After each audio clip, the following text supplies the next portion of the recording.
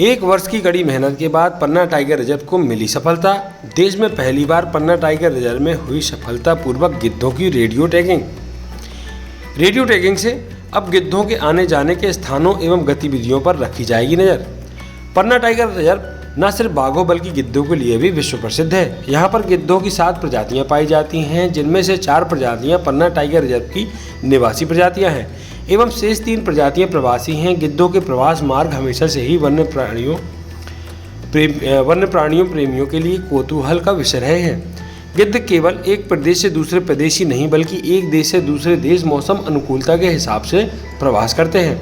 गिद्धों के रहवासी एवं प्रवास के मार्ग के अध्ययन हेतु पन्ना टाइगर रिजर्व द्वारा भारतीय वन्यजीव संस्थान देहरादून की मदद से गिद्धों की रेडियो टैगिंग के कार्य प्रारंभ किया गया।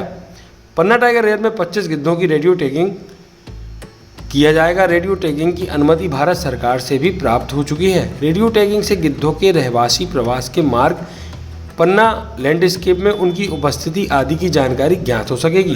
गिद्धों की रेडियो टैगिंग का कार्य हम लोगों द्वारा सर्वप्रथम दिसंबर 2020 में शुरू किया गया था और भारत सरकार से हमको 25 गिद्धों की रेडियो टैगिंग की अनुमति मिली है, जिससे गिद्धों के व्यवहार, उनके रहन सहन, उनके आने जाने के रास्तों के बारे में पता चल सके। तो जैसा हम लोगों के यहाँ पन्ना टाइगर रिजर्व में 7 गिद्ध प्रजातियाँ हैं, 4 यहाँ की रेजिडेंट हैं और 3 माइग्रेटरी हैं जो दूर क्षेत्रों से आती हैं।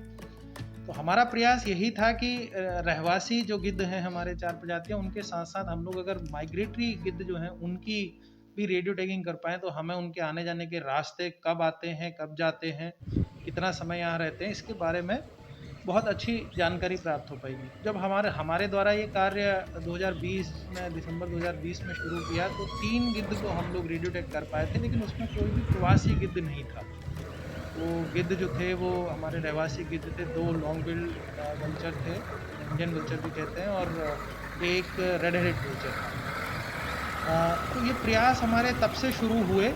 हम 2021 के शुरुआती दौर में भी इसमें प्रयास करते रहे कि कोई प्रवासी गिद्ध हमारे को हम कर पाएँ रेडियो टैग, लेकिन पिछले साल की विंटर में हम ये कार्रवाई पूरी नहीं कर पाए, सफलता नहीं मिली। तो हम लोग इस बार भी सतत इसके प्रयास में थे। जैसे ही प्रवासी गिद्धों ने नवंबर माह में आना शुरू किया, तब से हम ये प्रयासरत थे कि शायद इस बार हम इसको कर पाएँ।